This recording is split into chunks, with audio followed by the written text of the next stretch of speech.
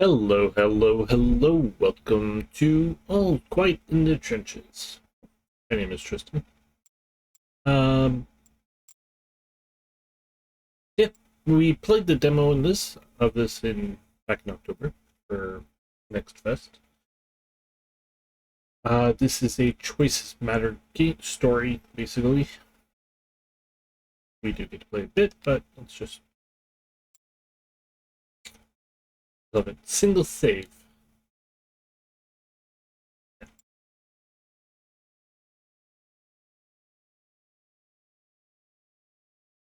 I have multiple saves for protecting over corruption. We will be playing as the Germans.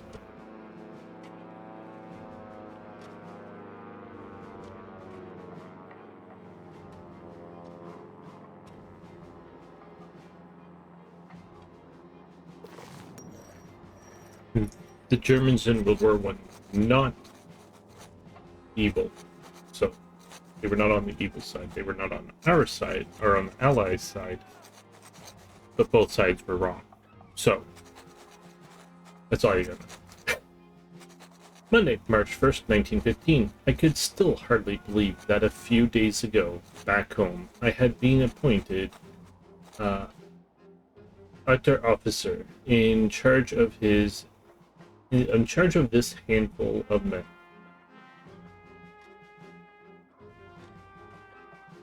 After I did the tutorial, or after I did the demo, I asked them to, basically I'd like to just hover over, so you can do it like this. I wanted something here that would basically you do to all the German words, and it would tell you the English. But I want to know what this is exactly, so I will be right back. Okay, it's a surgeon. That makes it nice and simple. Sorry. And there were so I could still hardly believe that a few days ago, back home, I had been appointed sergeant in charge of this handful of men. And here they were, sneaking through the trenches behind me, not 100 meters from the enemy position, with heavy packs and dwindling strength. Frank Willinger was blond, red-faced, and had a mischievous twinkle in his eye. So you get to see basically the people you have command over. So here's Franz Willinger, sorry, not Frank, Franz. He is physically fit, tired, he's swift. So these two are you're gonna find on everybody. They will go up and down with everybody, determining how much you work them, how much they eat, and things like that. Why is this setting my computer on? It's probably OBS. It's setting my computer on fire right now. Skills are different. So Franz here is swift. If you have to move out of cover on the battlefield, you should at least be quick to get into the next. So we might need him. He might be the person that you want to send to go grab something, kind of thing. It's very pragmatic. When it comes down to it, orders are merely guidelines. After all, what does the major even know about how to fight in a trench? It's fairly diplomatic. If your own survival is so heavily dependent on your comrades and superiors, it stands to reason that you might want to avoid unnecessary conflicts with them. Fairly compassionate, it is difficult to keep the heart open to all other people's emotions when suffering and death are such a central part of everyday life. And yet, that is perhaps when it is most important. Very sociable, Humans are social beings, especially in difficult times and crisis. One can draw a lot of strength from community and camaraderie, and somewhat cautious. Forewarned is forearmed, and in some cases, supposed cowardice turns out to be wisdom in the end. So everybody is going to have a variation of these. These white ticks will turn black when they're not there. I think that's how that happens. Yes, he's tired and physically fit. He was 2, I believe it'd be strong. So he's very sociable and very pragmatic. So white means there's more, brown or grayed out means less. Relation, and this goes up and down with everybody as well. Basically, whether you side with your men or side with your officer. So basically, will your men trust you? Trust and respect are two sides of the same coin. They have a big influence on how a soldier treats me. Okay. Oh, and sheets notes. Oh, there's more information here. I'm going to go through all of this once we have more men. Senior teacher Wilhelm Schmiddenbauer wore a precise mustache and seemed surprisingly spry for his age. Peter Lenac, compact but strong in stature, had already built a rapport with other soldiers through his open and helpful manner. Ferdinand Cumberbund looked small and lost. Exhausted, we finally found the dugout of Lieutenant von Karsbach, to whom we had been assigned. There you are. There you are, Sergeant, he greeted me. You seem to have taken your time. Surely you are fit enough to start work straight away. The lieutenant's condescending gaze swept over my men and then rested appraisingly on me. So I can basically, and this is like your first choice here, you can say yes sir and then we'll please the lieutenant, or we can say my men are tired, which will help my guys. We're going to say my men are tired.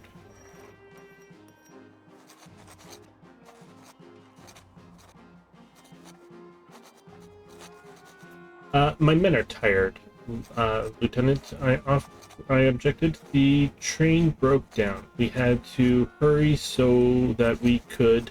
The lieutenant raised his hand. Don't think you'll get away with your lazy excuses with me, Sergeant.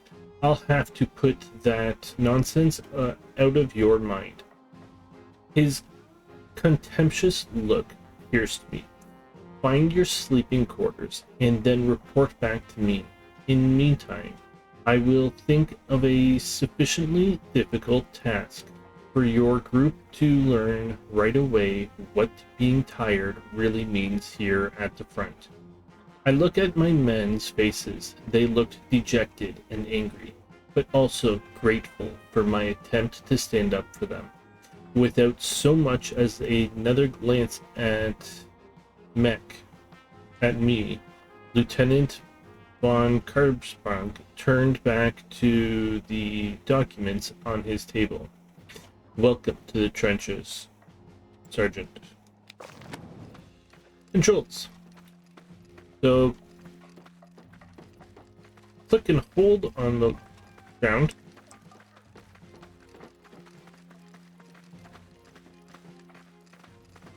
Click on those, click those, yeah. I can also use WASD here. I can click on you. Wow, it continues when you stop. I gotta stop before I make myself nauseous.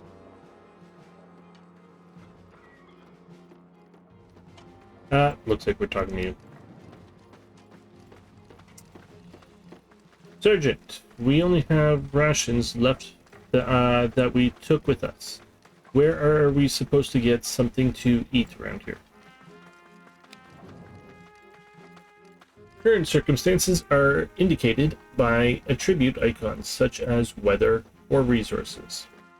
So here's our food rations.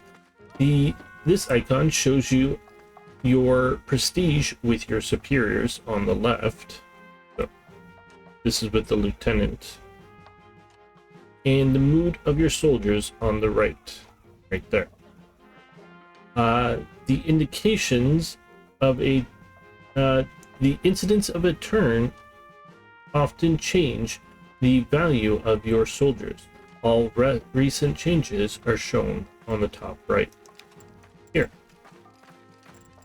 So everyone's tired. Changed rations. We have 2 rations. Low prestige added.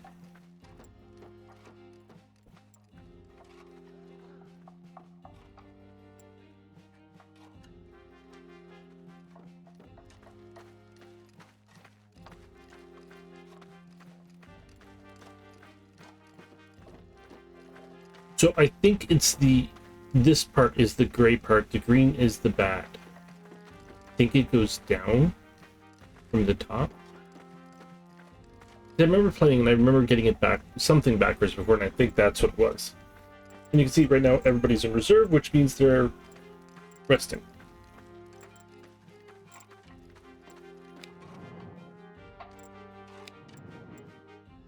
You took long enough. There's no time to get comfortable. Go and gather your men. A communication trench has collapsed and must be rebuilt immediately. You'll have to take care of your supplies yourself. Send somebody to Supply Depot for that. Assign a project to a soldier by dragging. Yeah. Certain projects have a fixed number of soldiers, okay? For other projects, it is up to you how many soldiers you assign. The more, the higher the impact of the project. So, you maintain the trenches. Needs 3 people. We'll send 1 person up to get rations. Okay, let's look at our poor guy, shall we? We have Ferdinand here. Timberbent. His strength is faltering. Exhaustion, illness, wounded, healing. Their physical condition has a great influence on many aspects of a soldier's life. His skills, he is slow. He's attentive, so slow. Doesn't give you an oops. Come back. It doesn't give you anything else there. So basically he's going to be slow moving, not wits. Attentive. In order to be able to react to a threat, one must perceive the threat. So he basically perceives more than everyone else. And he's clumsy. From handling a rifle to applying bandages, many things in a modern soldier's life require a certain dexterity. Somewhat intolerant. There are attitudes and ways of life that are difficult to accept and do not fit into the own conception of the world. So he is less troublemaking than the last guy, than France. Completely by the book. Structure gives security. As long as you do what the superior says, you can't go wrong. Somewhat patriotic. One often feels closest to one's home, family, and origin. What sacrifices are we not prepared to make for them? Very diplomatic. If your own survival is so heavily dependent on your comrades and superiors, it stands to reason that you might want to avoid unnecessary conflict with them. Very compassionate. It is difficult to keep the heart open to other people's emotions when suffering and death are such a central part of everyday life. And yet, that is perhaps when it is most important. Fairly sociable. Humans are social beings, especially in difficult times and crisis. One can draw a lot of strength from community and commodity. Camaraderie. I can never say that word properly. Sorry. Very cautious, forewarned is forearmed. Yep. And respectful. Note sheet. He's born in 94, student of theology, so he was going to become a priest. Unmarried, from Munster, Catholic, and no children. We will be sending you to the trench. Wilhelm here is physically fit, tired. They're all tired. Very intolerant. So same as the first guy that we read. Completely by the book, same as the second guy that we read. Very patriotic. Very outspoken. Someone, which the opposite of everybody we have. Some call it directness, some honesty, some rudeness. Whether it's good or bad, one thing is clear. These people are voicing their opinion no matter what. And very distant. It is not easy for everyone to open up to people who have been forced upon them as comrades. Even less if you never known which of them will still be around after the next battle. This guy has more. Huh. And he's favorable. What was yours? Respectful. Huh. You didn't have any special traits. You are inattentive, so you basically are blind in a sense. You are the quick guy, so we will be sending you up to get here. Oh yeah. Sorry, Willem. I actually care. I want to see who our people are. I find that important. So he's born in 73. He's a senior teacher, married, Leipzig, Catholic, and 2 children. Franz is born in 92. He was a farmer, unmarried, Gotha, Catholic, no children. He'll be going up here. Just due to lack of choice, you are physically fit, tired, fairly tolerant, live and let live, each of his own tune. It is difference that makes the life interesting. Somewhat pragmatic. When it comes down to it, orders are merely guidelines. After all, what does the major even know about how to fight in a trench? Very sociable. Humans are social beings, especially in difficult times and cries. One can draw. Oh, we've read this one. Sorry. Fairly courageous. Fortune favors the bold, but especially in war, there is a fine line between courage and foolhardiness. In relation, favorable. Okay.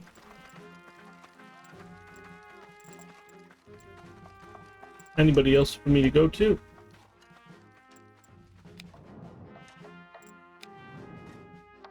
What is it now? You know that I'm busy, Sergeant. Yeah.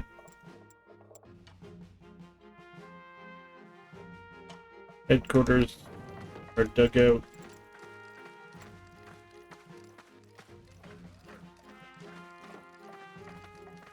Okay, so we just progress to the next turn.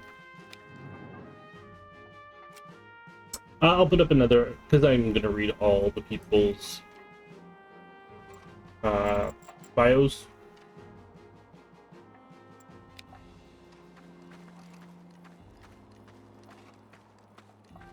There's their morale. 94, student of the LLB. Unmarried, Munster, Catholic, no. You're not the one I meant to look at. You are Peter, 89, Mason, unmarried, Augsburg, Protestant. Oh, we have one Protestant. This is gonna go lovely. Okay, so change to rations for 2 days. We have 2 days worth of rations.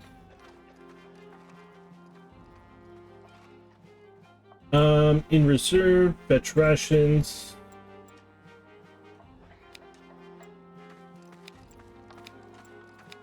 Okay, I'm gonna send you to get us more rations. You know what? We'll send you as well.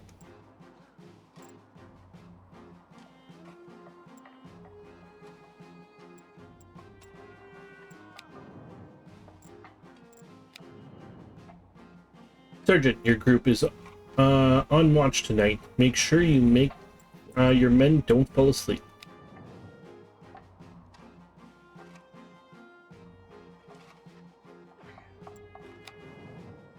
Two people need to do this. So we'll send the person who's unattentive and the person who's attentive. They'll cancel each other out. Tuesday, March 2nd. My men are tired, Air.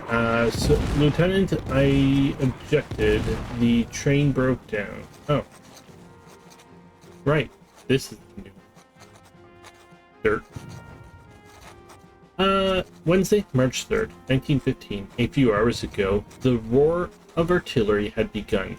At first, it was quiet, quite as the rumble of thunder in the distance. But recently, it had some steadily louder and more threatening. Suddenly, there was a thud, and not 10 meters from the hiding spot where my men were huddled, an artillery shell shredded the dugout of our neighboring troops. Pieces of wood and metal flew from meters, and smoke obscured the view. The noise was deafening for a few seconds, then died away as quickly as it had come. An almost eerie silent gasp of shock passed. Then my men and I jumped up, pushed aside broken beams, and searched for our buried comrades. We found two for whom all help came too late.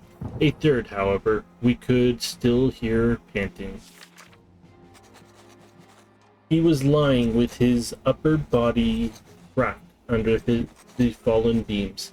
His face was distorted with pain, and he was barely conscious. My men stood around him, forlorn, and looked over to help for me. Cumberbunt said pleadingly, "Sergeant, we must try to help him." Together we lifted the beam from his chest, and only now saw the full extent of the damage. His chest looked crushed, and his hips strangely twisted. A long splinter protruded from his abdomen, and his shirt was soaked in blood.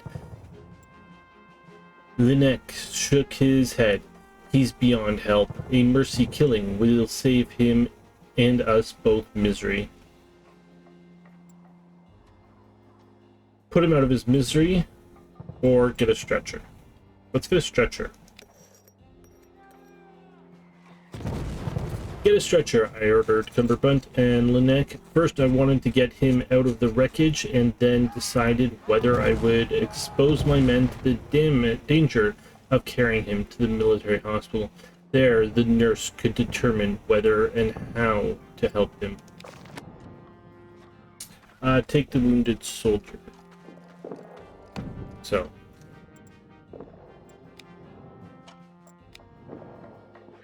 The artillery must have destroyed one of our telephone lines.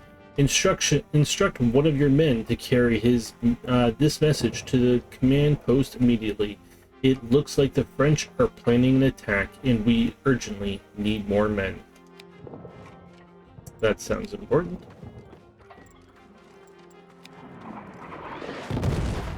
Here, Sergeant, the advance emplacement has been destroyed by artillery.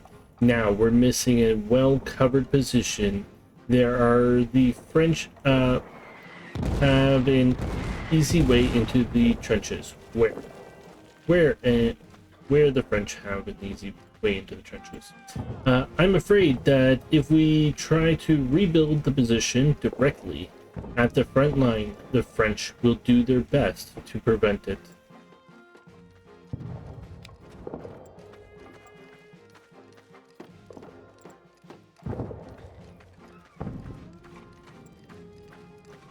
So everyone is in good mood. Oh no, it does go up. I don't know. Where'd our rations go?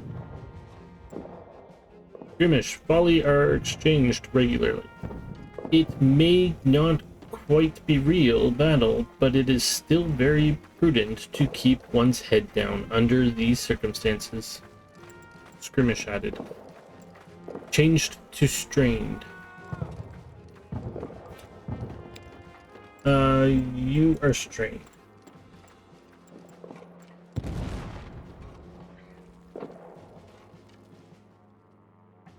So you are more tired. Rebuild and placement. Deliver the message. See, and this is where it gets tricky. We have 5 things here. 5 spots that need to be filled, and 4 guys. And I would also like to leave him in reserve so that he can recoup.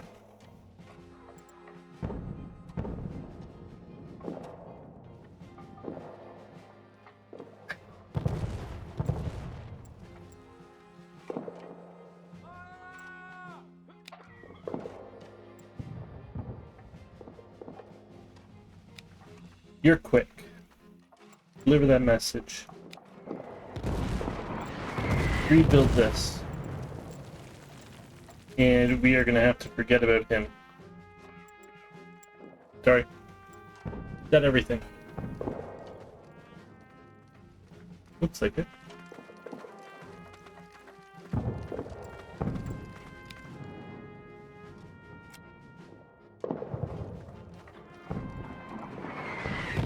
March 4th. Changed to under artillery fire. Everybody is now strained. Sergeant, why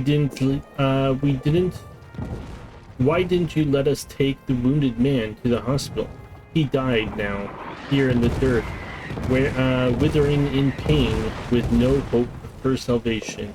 I thought that's exactly what we wanted to prevent. It is, but...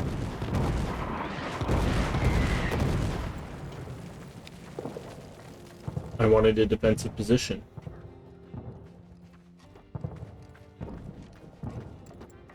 Stop. You have nothing to say? No?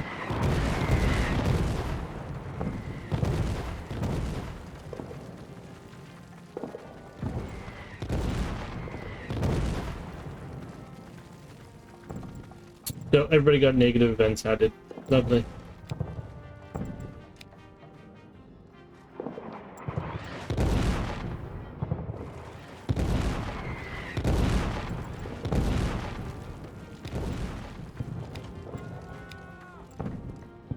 Three, two, two, two. I'm guessing he was the compassionate one, right? I probably could have saved the guy, and then I think the point is I could have built the trench now, but I cared more about defending people who were alive. And now I feel bad. March 4th, or March 5th.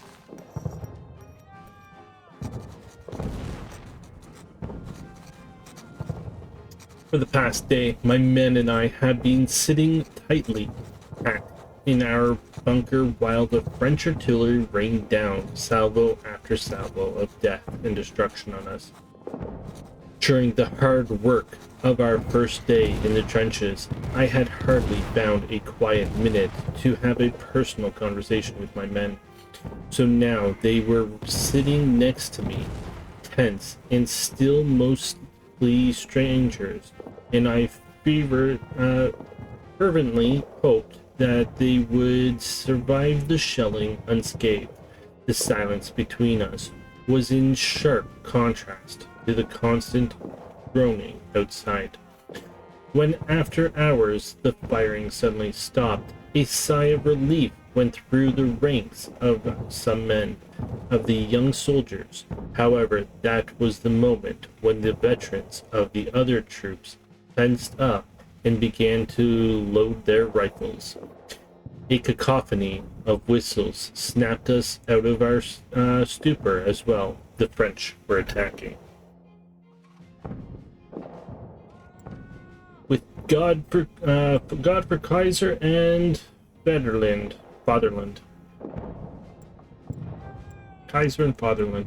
Stay together, people. Stay together. Stay together, people, I shouted to my soldiers and led them to our positions in the trenches. Together, we halted and mentally prepared ourselves for the upcoming battle.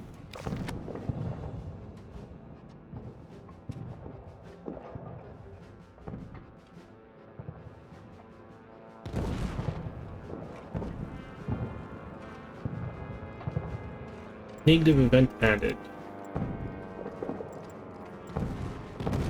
Where's everything? Why can't I click on anybody?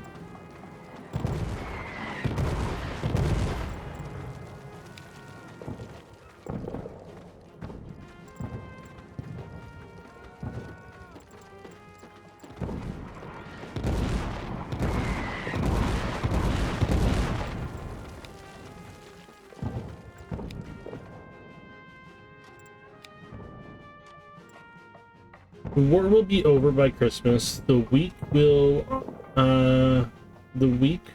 of the French has long been broken. It is only a matter of time before their lines dissolve and we march into Paris.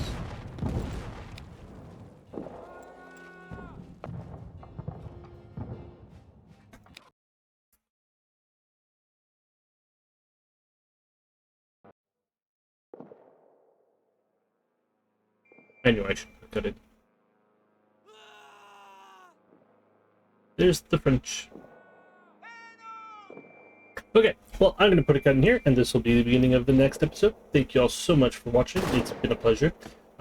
Please leave any comments that you might have, and I'm probably going to put up the next episode right away because I just read profiles for half of this one.